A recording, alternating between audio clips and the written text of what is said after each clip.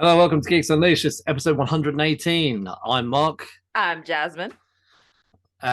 Each week on the Geeks Unleashed podcast, we spice up a little bit of a chat about little geeky habits, things that we watch, read, play, etc., while also adding in either a comic book, movie, TV show, or game, like movie or TV show to review. I.e., we kind of the adaptions, the Yeah. Uncharted movies, the Tomb Raider movies, The stuff that's all based on something else. the movies and TV shows that are based off comics Yeah. or games. There you go. So you couldn't have said it better myself. For this week's episode, we're more of a slimlined episode, as we're going to have a 2-week special event focusing on Shazam. So we're going back to the DC verse for a little bit. But before we get started, if you're watching on YouTube, thank you so much. We appreciate that. We would also like it if you would like this video and subscribe to our channel. And if you are listening on your favorite podcast platform, we appreciate that as well. We would also very much love it if you would leave us a 5-star review on Apple Podcasts or Podchaser. And before we also get started, please remember that we do have a Ko-Fi set up. Links are everywhere in the Geeks Unleashed link tree. You can find it. Any little bit helps us to keep the lights on. Yep. And just remember, for the cost of a coffee once a month would be really helpful. Don't buy that coffee this week. Make your own at home and give us the dough. So it even helps with things like cinema tickets. You name it. It would the be hosting nice costs money. Zoom costs money. Yeah, the domain name costs money. It's a little bit here and there. Yeah, we appreciate all of that. So anyway, we're no catch up this week. No news this week. Like I said, we're just going to focus straight on Shazam. So we're going to just get straight into Shazam with exclamation mark. Yes. 2019. So. All right, and the first appearance by the character Shazam is from Whiz Comics #2 in February of 1940. The character was originally created in 1939 by Bill Parker and C.C. Beck. So Shazam's got like this wild history, especially because the original name of the character was one of the original names of the character was Captain Marvel, which is kind of a problem because of Marvel Comics and their character of Captain Marvel. Anyway, so Shazam used to be an imprint of a publisher called Fawcett Publishing. They were the original creators, the original owners of Shazam, but they got sued by DC Comics in the 1950s because DC said Shazam ain't nothing but a copy of Superman, and all his powers are way, way too close to Superman's powers. So you guys, we're gonna sue you. Well, Fawcett didn't have the money to keep fighting DC, so eventually they sold the rights of Shazam to DC Comics. DC acquired Shazam. He went through 50 bajillion name changes. Eventually getting around to Captain Marvelous, which was shortened to Captain Marvel. But it took DC all the way until 1991 to acquire all of the rights to the entire Shazam family. I thought that was pretty interesting. I didn't realize that Shazam was not an original DC character. I didn't realize they picked it up from someone else. No, I did know that, and I did know about the Captain Marvel name thing. Yeah. Also, though, this character was created 28 years before Marvel created Captain Marvel. I don't know the whole ins and outs of the legalities. Maybe when we do Captain Marvel in due course. We'll check it out in November. It's gonna be a while, guys. But there was a few things I found as well. So it turns out that they had a similar issue with a character called Marvel Man. Have you heard of Marvel Man? I have not. So Marvel Man was created by an independent comic book publisher in Britain, and had too many similarities to Shazam, including the fact that he could turn into a kid by saying a magic word. Marvel Comics in the end decided to buy Marvel Man, quite similar to how DC bought Shazam. So, interesting. So, however, Marvel Man has now been rebranded into Miracle Man. Now Miracle Man I've heard of. Yeah, so Marvel Man is now Miracle Man. So, another thing about Shazam, like in the early days, this comic actually outsold Superman. It used to be in the 40s. it was the best-selling comic for a very long time, which was another reason that it wound up on DC's radar in the first place. Yeah. I mean, let's be honest. It's difficult to have original characters. I think DC probably threw their clout around, and of course, and then they won. So yeah, beating up on the little guys. Yeah, well, so one of the things I thought also was quite interesting was there's a storyline where Shazam, Captain Marvel, joined the Justice Society of America. Oh. But originally he didn't reveal his identity as a child. And Stargirl, who was a teenager, developed a crush on Shazam. Obviously, Shazam, doing the right thing, revealed that he is a child. So, thankfully. But I thought to myself though, there's a few incidences like that as well. So there used to be it's just come to me. So there's a character called Prime who used to be part of the Malibu comics, and he used to be able to change into a 13-year-old boy called Kevin Green. And do you remember as well, as a child, there was a cartoon called Banana Man? No. Maybe. I have never in my life heard of Banana Man. What? The only bananas I know are bananas in pajamas. Hold on. So Banana Man gets his strength from eating bananas. Before he eats a banana, Banana Man is a young boy called Eric. Is he Popeye? What the hell? Like, oh my God. Like, I mean, it must have been a British cartoon then. It ran from 83 to 86. It was on the BBC network. Yeah, no, never ever heard of Banana Man. Hold on 2 ticks. Hold on. I want to grab something. Hold on. Okay. Oh. I actually have. Sorry. I actually have. This is Prime. That's Banana Man. No. This is Prime, the one I mentioned before. This is for Malibu Comics. So Prime is very Superman-esque. Yeah. Look at those arms, man. Jeez. Like, stiffer. I used to have metal things that would go on here, but they've gone. Yeah, look at those arms. But yeah, he was a little kid. It was very much like Shazam, but this was made by Malibu Comics, and Malibu Comics was also bought by Marvel Comics. Interesting. But yeah, there's obviously a lot of characters out there that have the whole child becoming adult thing, and I do remember as well reading a comic with Prime where his whole teammates didn't know he was a child as well. So, but yeah, nobody would assume that. You would never ever look at a guy that's built like Shazam and think like you got to be a 14-year-old kid. Like nobody would think that. But yeah, no, it's I think it's quite a strange concept, the idea of a child.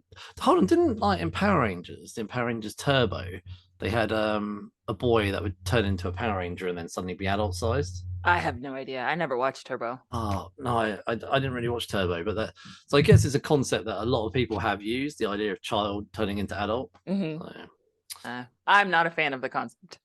I'm not a massive fan of it because I do think if you look at the Stargirl thing, it's quite a weird. Yeah, it's a slippery slope, man. Yeah, it's a slippery slope. But it's also weird when they do it, when they flip it, and instead of a guy, it's girls. Like if you think about Invincible and Beast Girl, and how she was a kid, but like when she transforms into like this big beastly character. But she's like a kid forever, so she's stuck in this phase where like she can't date anyone because she's like this perpetual 13-year-old kid. And the same thing happened in the Eternals when one of the Eternals was a perpetual child. Yeah. And at the end they got her to be human though. Yeah. I think they'd have to do something like that because clearly children continue to change in appearance until they're adults, and they probably knew that with a sequel, how could they explain her looking like a I'm very interested to see what happens in this Shazam Fury of the Gods, because it's been so long. It's been like 5 years, so like I think someone did a meme of the children with the adults from 1 and 2, and then they clipped they clipped like a Shazam 3 with like Yeah. different child actors now, like set the same age as all the Yeah. Shazam They're gonna have to, right? like, and yeah, maybe they have to recast. They're gonna have to recast those kids. Anyway, so the movie was written by Henry Gayden and Darren Lemke, directed by David F. Sandberg. And it stars Zachary Levi, Mark Strong, Asher Angel, Jack Dylan Grazer, and Jaimin Hunsu, among others. Various others. There's a lot. There's a big cast, actually. Yeah. So released on the 5th of April 2019. Crazy, actually, that it's around the same time it's coming out, actually. Yeah. So the sequel there. So running time of 132 minutes. Budget is sort of in the range of 90 million. And box office made a return of 366.1 million. So, which doesn't seem that high. I thought it did better. I mean, but to me, everything before COVID is like distorted at this point, right? Like I barely remember what happened in 2019. Just out of curiosity, now we don't know how much, but out of curiosity, circa 200 million budget for Black Adam, box office of 393 million. So let's just say it made about 200 million profit. This here has made about 170 profit. So it's made actually less profit than Black Adam. Yeah. It got a sequel. So I think that says a lot. Yeah. Well, I mean, but to be fair, to be unfair, The Rock by himself is a draw, period. Right? Like people go and see his movies just because he is in them, regardless of whether or not they are any good. No, what I mean is they haven't really. It doesn't seem like a Black Adam sequel is around the corner. Oh no. And I think that's probably to do with the politics rather than anything. So I think the behind the scenes drama probably killed the Black Adam sequel. I think my guess, because he wanted to be the James Gunn. Yeah. So Shazam was one of the Fury of the Gods was something that I want to say it was originally supposed to come out, I believe last year. It was supposed to come out last April, and obviously they have pushed it back a whole year. But there was buzz around this movie. They brought it to Comic-Con when Comic-Con was still virtual in 2021.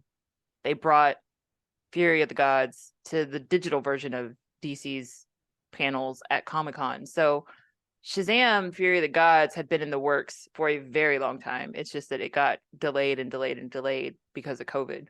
Although I have heard so far that it is not testing as highly as they had hoped. So I guess we'll find out next week. We'll see next week whether or not we thought Fury of the Gods was any good. I think this isn't a shocker. Well, we'll come to it in a minute. You wanted to talk about some other facts. So. Yes. Okay, so one of my favorite parts of this film was the fact that Freddy always had a different name for Shazam. Throughout the movie. Yeah, but that was also a bit in the comics too. Like in the comics, he had all of these crazy names, like Captain Thunder, the Big Red Cheese, the World's Mightiest Mortal, King Shazam, Captain Shazam, Lightning Guy, like just all kinds of crazy things. And in the film, it was stuff like Captain Sparklefingers and Thundercrack and Mr. Philadelphia, like Zapped in America. Oh my God, Sir Zaps-a-Lot. So, like, what was your favorite non-Shazam name in the film? Mine was Captain Sparklefingers. Do you know what I was about to say? I think I like Sparklefingers. Yeah, that one was so stupid. I think that's probably the best one, actually. That Sparklefingers is so unmanly. Yeah. Captain Sparklefingers. But I think the funniest like explanation of one was the very first one that he used, and he was like, "This is Thundercrack," and he was like, "No, man, that sounds like a butt thing. Like, you cannot call me Thundercrack." I just thought they were so that was so funny. So yeah, Captain Sparklefingers is my favorite Shazam name. There you go. It was a good running joke, I think, that they had throughout the movie. Yeah. Like, as far as like legit names, I think Red Cyclone would be my favorite, like legit name, but definitely Captain Sparklefingers. I kind of wondered, like, what eventually are they going to say to the public? Because he can't keep saying I'm Shazam, like because obviously every time he says it, he turns into a Yeah. child. So will they eventually give him a real name? Because the public will in the end name him surely. Because Maybe that's that's what. why they changed his name to Captain Marvel, because he could say that while still Yeah, using Shazam to yeah. transition. But also, I didn't realize this, that Shazam is an acronym Yeah. for the seven gods that are, or the all the immortals that are inside of him, the six ones. So Solomon, Hercules, Atlas, Zeus, Achilles, and Mercury. So together, that is Shazam. I think that's cool. I didn't realize that until I saw your Yeah, thing there. me neither. I mean, in the film, like the wizard says all the names before the power, like when the power transfers, but I never connected that those names spelled out Shazam. Mm-hmm. All right. So trivia for you. Can you guess which current DC anti-hero character also auditioned for the role of Shazam?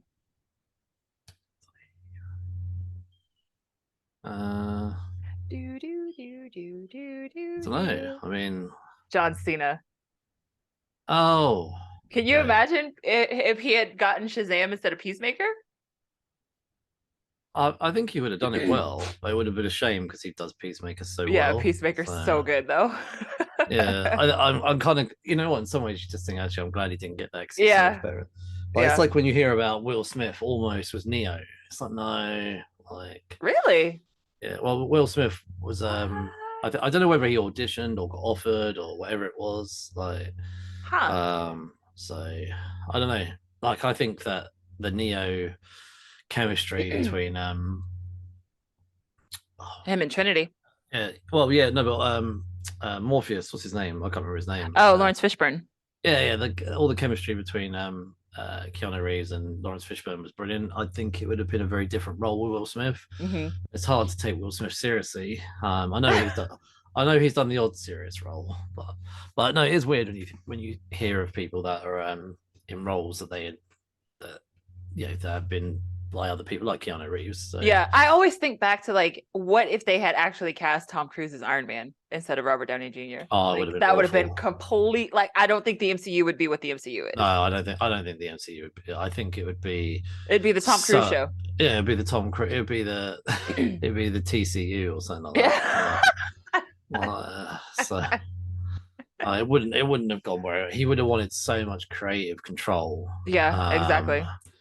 I think in a way he's found his universe, Oh Mission yeah, Mission Impossible. Impossible. Yeah, with all I think his freaking weird stunts. I think do you know what? Because he was potentially going to leave Mission Impossible and they were going to bring in Hawkeye actor.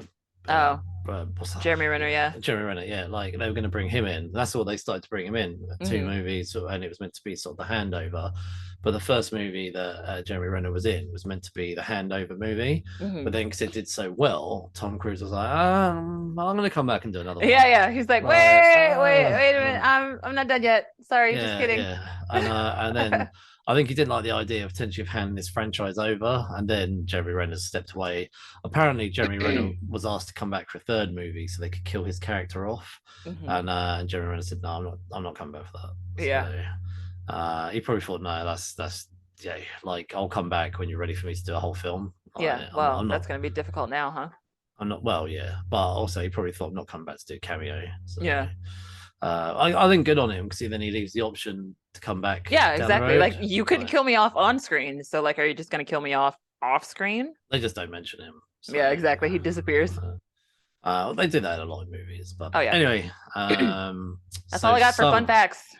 So summary of this movie, we do the IMDb summary. So a newly fostered young boy in search of his mother instead finds an unexpected superpowers and soon gains a powerful enemy. I want to add here because I feel like they should add it in, and a new family essentially as Yeah. well. So overall thoughts on this movie. Before I forget, the one thing I wanted to say was I think this movie fits firmly in the Man of Steel, Aquaman, first Wonder Woman world of movies. Yeah. Like really strong first movie films, like really Yes. good. And this is kind of like the good DCU. Like then, Yes, I would agree. so can't really judge a Man of Steel sequel because Batman and Superman versus Superman was the sequel, so I kind of forget that. Obviously, Wonder Woman 84 was terrible. There has been no Aquaman sequel yet. There is one on the way. Obviously, we've got Shazam sequel around the corner, but generally the sequels haven't always necessarily lived up to the premise and Not a promise one has. and In delivery the of the DCU first as it one. was, yeah, there never has any of the sequels even come close to the first one. No, not so. Oh, actually, sorry. The Suicide Squad as a sequel was That's better. true. Yeah, That's the only one that breaks the curse. The first one was terrible, and then the second one turned out to be flipping awesome. Yeah, but I think this movie sits firmly in those strong first movie worlds that they had. So for me, just a quick summary of this movie is it's a great introduction to a character that not many people will be familiar with, especially like the origins Right. of like that we even discussed, going back to his early comic book roots. Most people probably won't even go and look that stuff up. Right. But I think it's great how they had a first movie for a brand new character, entire brand new cast, whilst also setting this nicely within the DCU. With I thought it was awesome to have the Batman Batarang, which actually does get used later on in the film, and actually is something that leads towards the demise of the movie. So actually, that's Batman in a sense helps save the day. I like the fact that we've got Superman newspapers, and I think those are nice little twists. And obviously we have a kind of Superman and Aquaman sort of mentions throughout the film. We'll talk about those later, but I think they do really well to incorporate this nicely into that world. They had to do that because I think they were trying to create their sort of shared universe, right? And yeah, we'll talk about it as we go through it, but I think the structure and the pacing and everything was just done really well. They balance action and comedy flipping amazingly, and I don't know, I just think they it's a really strong cast. It is just really a really good film and a really good family film, but also a really good Christmas movie. Okay, all right. So, there was a Christmas tree. There was no Christmas music though. There's no Christmas music. There's a lot of Christmas lights, trees. There's Christmas decorations. There's decorations. It was set at Christmas. It was set at Christmas. But there is but there's no Christmas jingle. Ooh, that should be a debate. We should put that up on Instagram. And there's a sense of Christmas cheer as we get the newfound family come together at the end of the movie. Man. So, and that's that kind of thing that we get in a lot of Christmas movies. The new family finding themselves. So. Yeah. Okay. I mean, it has all the elements except for a tune. I don't know if I'm going to give you that one.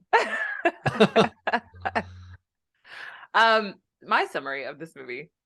I absolutely love found family films. I just love the concept of people choosing their family versus like settling for the family that you were born into. I thought the cast all worked really well together. Like all the kids have this great like sibling chemistry. The parents are really cute. Just like, and the dynamic between Freddie and Billy is really, really done very well. And then Zachary Levi and Jack play so well off of each other. I just think the casting was spot on for this one. I like, after having seen this film, I honestly cannot imagine anyone other than Zachary Levi playing Shazam, just because Zachary Levi has that comedy bone, and you can definitely feel that there is a child inside that body. You know what I mean? It's not like he suddenly becomes big and he is an adult. Like he literally acts like an idiot, even as an adult. Yeah. But I think that's one of the charming things about this film. Like it keeps you in, like us as the audience. I never forget that he is a 14-year-old kid in this big buffed up body. But like, no. I just think it's done well. Like he has no idea what he's doing. He stumbles his way through this whole thing. And it really takes like someone threatening his new family for him to kind of step up into that hero role. Otherwise he was just a dick like most of the time. Um, I really enjoyed it. I love the dynamic. The villain was a bit meh, but since they didn't kill the villain off, like there's hope that we could see a resurgence from Dr. Savannah. Um, Also Mark Strong. I love Mark Strong. Like Mark Strong to me is always good, and no matter what he does. So I really enjoyed him in the role. But yeah, I love the way that everyone worked well together in this film. Like that's my biggest takeaway from this film is that the cast all worked so well together. They all had really good chemistry. So they carry you along even when there are plot points that are just like this doesn't make any sense. I forgot he is in another comic book movie as well, Mark Strong, Merlin in The Kingsman. So Yeah.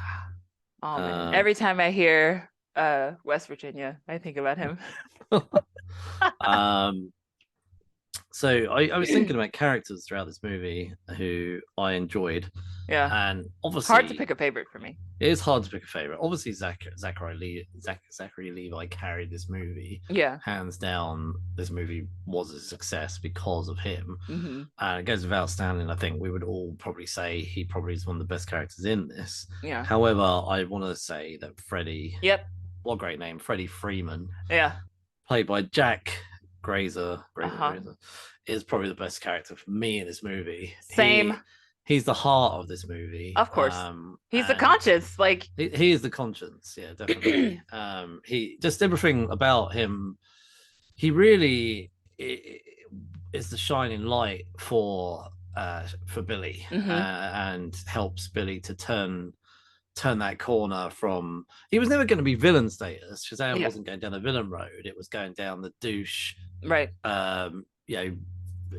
Making money YouTuber route that he could have gone down, right? And actually, without Freddie, we went down this the road we went down, to him becoming a hero. And you can see that real change in his character, how quite early on in the movie, Freddie's like, I know the Red Thunderpants guy, then he doesn't show up at lunch, and then by the end of it, he shows up and sits with him in the canteen, but he outdoes himself by bringing Superman. Ish.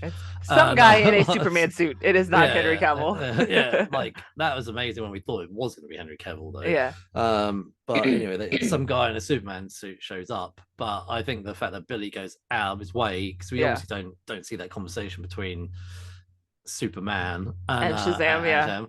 So the fact that he went off and said, "Look, but off screen somewhere, Billy went and found Superman and said, "Look, I need you to help a guy out. Can you come to the school, sit and have lunch with my mate Freddie?" And Henry Cavill was like, "Yeah. Well, I'm just going to make the assumption it was Henry Cavill, Superman." And Clark was like, "Yeah, no problem, man. I'll be there." Yeah, I'll be there, no problem. Just let me know. And he just walks in, and I just thought, what a turning point for this film. But you could see the bond between the two of them. But it was because of Freddie's strength of character, right? Like he didn't let his own disabilities hold him down. He still was such a strong character, and I just love all of his humor that he delivers. And so that was your favorite character as well. Do you want to say any more about it? I like his self-deprecating humor. Like he was the kid that obviously had to be funny. Because he's a kid with a visible disability. And I just thought like he took on the seriousness of that, but at the same time, like didn't let it bog him down. So he of all the kids, he seemed like wise beyond his years, even though he was kind of a jackass too sometimes. But he was so good. Like he was the like, I would say he's the glue that kind of kept everybody together. And for a kid, an actual kid, to carry that much weight in the film, like, and again, like he played off of Zachary Levi so well that you almost enjoy that combination more than you enjoy him and Asher together. So yeah, no, Freddie was the guy. Like he's definitely the best character for me, my favorite character in this film. Wanted to talk about the structure of the movie and come back to Freddie. Throughout this movie, there's quite a lot of tropes. there's a lot of ongoing gags as well, and Mm-hmm. one of the most ongoing gags actually helps with the kind of, you know, like the show me tell me sort of thing that they have in this Yeah. movie, um to explain, you know, everybody knows Superman, everyone knows Batman. We kind of don't need those powers explained or who this guy is. So one of the things we have with Freddy is the constant testing of his powers. Yes. And I love the fact that Freddy is a wind-up merchant, that he's like, oh, teleportation, but Yeah. actually it's secret fire test, you know, like, and you know, there's like ongoing gags Yeah. between him and Billy. And even when the store's getting robbed, he's like, "Oh, I wonder if it's your suit that's like bulletproof or it's your face." And he's like, Yeah. "Shoot him in the face! Shoot him in Shoot the him in face!" the face. and then like Billy's like, "Yeah, shoot me in the face!" No, no, like suddenly Yeah. they will hit his face. But when they were doing all of this, I don't know if you ever watched the TV show Heroes, the Oh, cheerleader, uh, I am familiar with Heroes, but I did not watch religiously. Hayden. Hayden Panettiere. Yeah. So she has a similar thing with a guy she's at school with, and she can throws herself off a bridge and crumbles to pieces, and then pulls herself up, and all her bones get, you know, returns to normal and all this kind of thing. And they have it like test video number 4, you know, and all this kind of stuff. Like, and so I think that's how the show Heroes season 4 ends, with her making a video and releasing it online. Of that's kind of how season 4 ends. When Heroes does come back in season 5, Hayden didn't return, but like they had that ongoing gag of the test video thing, and I thought that was a really cool plot device that they use to help explain to the audience who this guy is, what his abilities are, but also it was just really funny. Yeah, So it was. I mean, they carried it all the way to the post credits. oh yeah. So the post credits. I mean, do you want to talk about the post credits bit now? Oh, yeah, we can. Yeah. So I mean, when you say that, like with Freddy's bit, I mean, Yeah, so like the whole like they're testing the video testing. So at the very this is way after the credits have already ended. Like if you're still sitting in the theater, or in our case rewatching, like he's holding up a fishbowl and trying to talk to a goldfish. And Freddy is like, so can you talk? And he's like, no, dude, I can't talk to fish. Like what on earth? Like, how could that be like a cool power? And like Freddy is wearing like this Aquaman t-shirt. And he's like, I don't know, maybe you could command legions of people, like legions under the sea. It was just really funny to me because it was like, Freddie, you got to be the first person in the entirety of the DC EU that we know of that is like capping for Aquaman. Nobody else roots for Aquaman the way that Freddie does. This ongoing joke about Aquaman. Oh, he can talk to fish. What great power that is! Like, I mean, it's a great power in the sea. Like, Yeah. So not anywhere else. So, Doesn't quite work on land. Not many people own fish, and even if I owned a goldfish, what's it gonna do? Yeah, they have a memory that goes like that. Like, how could you ever have a conversation with a goldfish? Also, they're like that big. Yeah. You know, like the size of my finger. But anyway, that for me was one of my favorite ongoing gags. Was just the superpower thing that ran throughout. So, and it was always really funny because Freddie would be so disappointed when it didn't happen. Like when he couldn't fly, it was just like, oh, that's it. Okay, well. And then like when he realized he couldn't talk to fish, he like the look on Freddie's face was just like, ugh, really? You can't talk to fish either? Like he gets so like amped up to figure out what Shazam's powers are. And then when something doesn't pan out, he's just like, ugh, great. You can't do that either. Did you have any like favorite ongoing gags or things throughout the movie? Because I know you mentioned about the name change. The names, like every time something, and like the fact that Freddie would say all of these stupid names with a straight face. Like I always thought that was so funny. Like, oh yeah, this is my boy, Sir Zapsalot. Says that with a straight face. That was I think that was actually quite good as well. So the movie, in terms of actually a structure, I think actually they did well in terms of we get introduced to Dr. Savannah at the beginning as a child, and the car accident with no other than Lex Luthor's dad from Smallville. And I thought that was great as well, that they I love that DC sometimes do this. Oh yeah, that guy has been a voice too in a ton of their animated stuff. John Glover. But DC are really big on bringing in former Mhm. DC characters into other TV and movies. I don't think Marvel do it, to be honest, from memory. I don't think, well, Marvel haven't had as many live action things anyway as DC have over the years. Mhm. But DC do love to pull in. I know you can argue about the multiverse and all the rest of it, but that Spider-Man had. But DC really are big on recycling Oh, characters, yeah. like Supergirl. The movie was in the Supergirl TV show and stuff like that. But when I saw him at the beginning, I was like, oh, that's really great that he's the dad of the Yeah. bad guy in this film. So, and then He just obviously, can't catch a break. You always raise bad sons. but then we then flash forward to slightly later on, maybe about 10, 15 years later, but Billy as a child who gets lost by his mother. So it Mhm. sets the ground of their two origins. I like the fact that we see earlier on in their life their origins Mhm. before then coming forward to Billy, who's really humorously like locking up a policeman and nicking his Yeah. car to use the computer. And And stealing his Philly uh, cheesesteak. oh yeah, that was funny as well. It's like, don't you dare go for my lunch. Yeah. And then when he goes to the house looking for his mum, and he's like, I think you're my mum. And this black lady walks out, and she's like, are you sure about that? Like, and I thought that was great. Oh my God. Like, That cracked me up so bad because like I saw this film in theaters when it came out in 2019, but like I've only seen it I think one other time since. And then when I was rewatching it, I totally forgot that she was black. And so like in my head, I'm like, damn, I don't remember us meeting his mom this early in the movie. And then when she opens the door and it's a black lady, I was like, oh, right.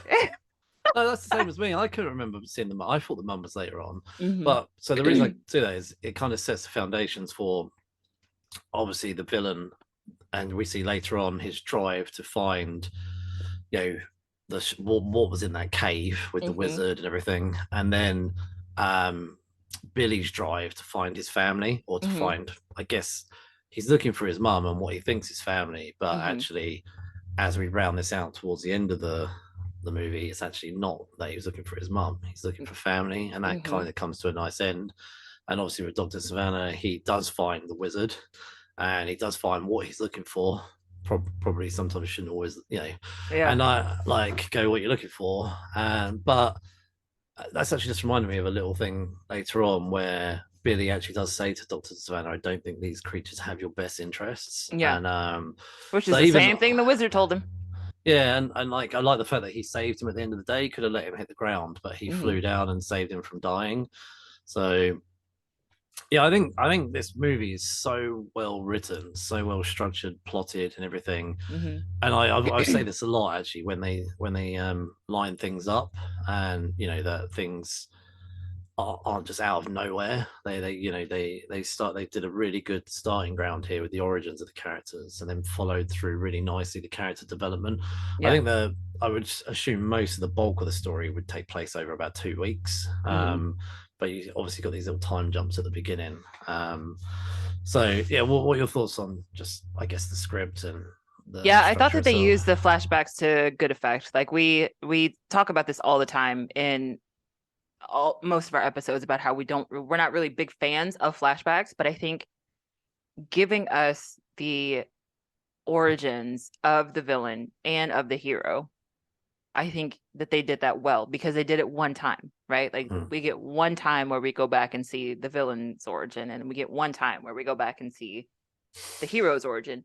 And instead of like flopping back and forth throughout the whole film, they got it over with early, and then the rest of the time we're like in the present. Mm. And I think that was used to good effect. So I liked how they kind of just like drop you into the film, like drop you right into the action right away at the very beginning. And I think it is structured well. To me, it flows very well. Like this is a very linear film as opposed to, like every time we get a Batman movie, it's like everybody and their mother knows what happened to Batman as a kid in that alley. But like, some films go back to that. Some films, I don't know, like the Batman stuff, the timeline is all over the place, but this film feels very like they're telling a very straight story. It doesn't really deviate too much from the original story that they're trying to tell.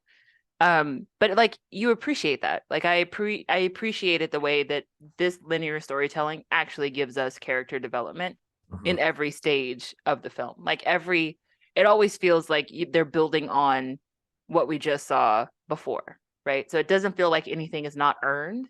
Like by the time we get to the end, by the time we get the entire family of Shazam characters, like it feels earned. It doesn't feel like that just came out of nowhere. It's like, oh, I can see, like, we started at the beginning, there's 7 thrones, yada, yada, yada. Like, you can see how they were building up to it. And by the time you finally get it, it's like, yes, finally.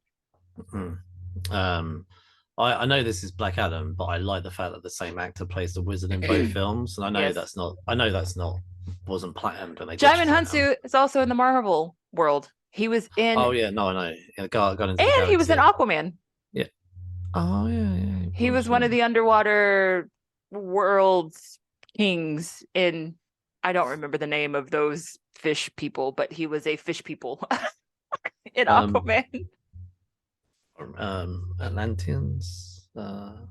It was different than the Atlanteans. I can't remember. Yeah, he was like a different kind of king, like because Aquaman went to him to ask for help. Oh, okay. Yeah. I know. I remember him being there, but I can't remember. But I'm sure we'll do it later this year as the sequels come this year. But I was just thinking about anything I would change in this film, and I got something. I nothing. There's only one real thing that I really would change, and I think that Doctor Silver, what's his name? Savannah. Savannah. Keep forgetting his name. Dr. Savannah. I think he's fairly flat. Like, and I guess it's good that he's driven, but I don't know. I mean, it's good that we got his origin. I don't know. I just feel like I would have liked more. I would agree from him. Like, so that's probably the only thing I would have changed. Is a bit more character around him. So, but I guess on one hand, my defense of him is that he's driven, so that's nice, like to be driven. But I equally think that, yeah, I don't know. Like, I don't know. I can't really put my finger on it, but I just feel I like that he was relentless. More. But yeah, I think like as far as him being a strong villain, I don't think he was that strong. He was probably very middling. Yeah, I would say whilst he was a strong villain in terms of a threat level, he wasn't a strong enough for me to go, I want to see that villain again. Yeah. Like, he's not one of those villains. But I know how it ends. That like we potentially may see him again, but it's not like when Heath Ledger's Joker at the end of The Dark Knight. You want him to be back in the third film. Oh, of course, I know. Obviously, that wasn't possible, and I know we've seen over the years. Like we talked about this with Ant-Man 2. Where with the character of Ghost, we wanted to see her again. Yeah. And she was whilst I didn't feel her threat level wasn't high as a villain, but I really wanted to see her again for her character. So he doesn't make me want to see his character that much. They didn't do enough to really, I don't know, fill him out enough, I think. That's probably, but I guess if we see him again, they can change that. I mean, who knows? I don't know if he's going to be in the sequel, but we'll see, because in that mid-credit scene when he's talking to the caterpillar is Mr. Mind, and Mr. Mind as well as Dr. Savannah are 2 of the 3 big bads for Shazam. So who knows? So the thing that I would change. By the way, before you say it, he doesn't appear to be in the credits for number 2. Oh, well, boo. Anyway, what would you change? I hated what they did with Billy's mom. I absolutely hated what they did with that entire sequence at the end of the film. I think it would have been far more impactful if the kids, because his siblings found his mother. Like, they gave him the information, they gave him the address. It would have been far more profound to me if he had gone and never knocked on the door.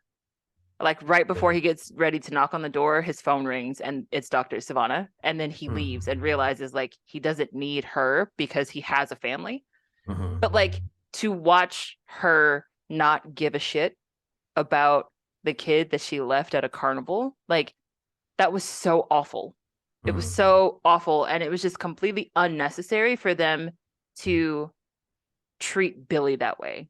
Like, you could have left out him meeting her. Like, he could have gone all the way there and then maybe got, like, stage fright and didn't actually knock on the door. And I think that would have been just as impactful. But I just thought that whole sequence with him meeting her again was completely unnecessary, and it was just cruel. Like it did I not bet need to be there. when I saw that scene, because obviously I'm a dad with two girls, and I just thought like I can't imagine Right.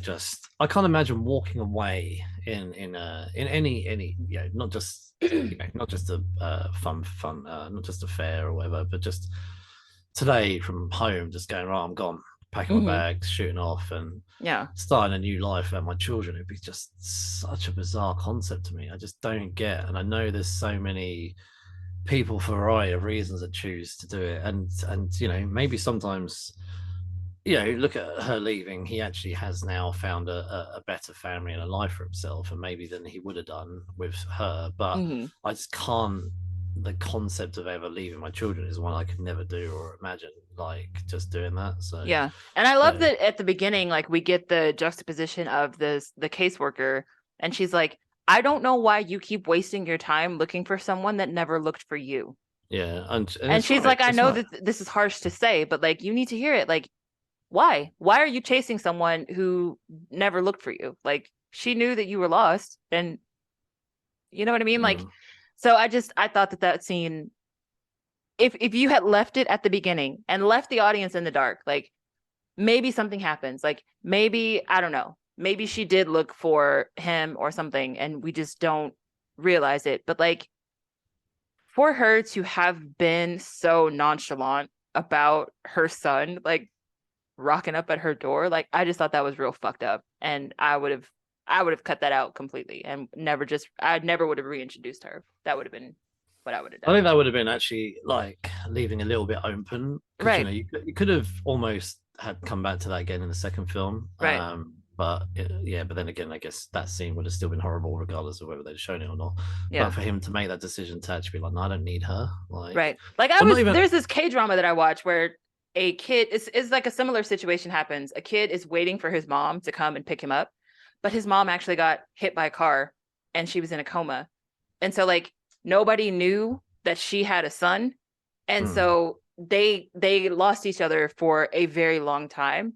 And then when they were reunited, she had this whole other family and yada yada yada. But like it was a different thing because she literally was in an accident and physically incapable of going back to get her child versus like this woman just that's the saw choice. like the kid ran like got lost at the carnival and she saw the kid with the cops and was like, oh, you know what, they're gonna do better than I can, so peace out, like I'm done. That was real, I don't know, like I just feel like as the audience we didn't need to see that. We did not Mhm. need to see exactly what happened there. Like I think Billy could have still been a strong character, realizing it on his own without her being cruel. Like he could have realized for himself that these are the people that he is choosing over choosing the person that never looked for him. You know what I mean? So let's bring this to a close. I thoroughly enjoyed this film. Mm-hmm. Um, I would like to know what you would rate it. I'd actually give this film like a 4.5.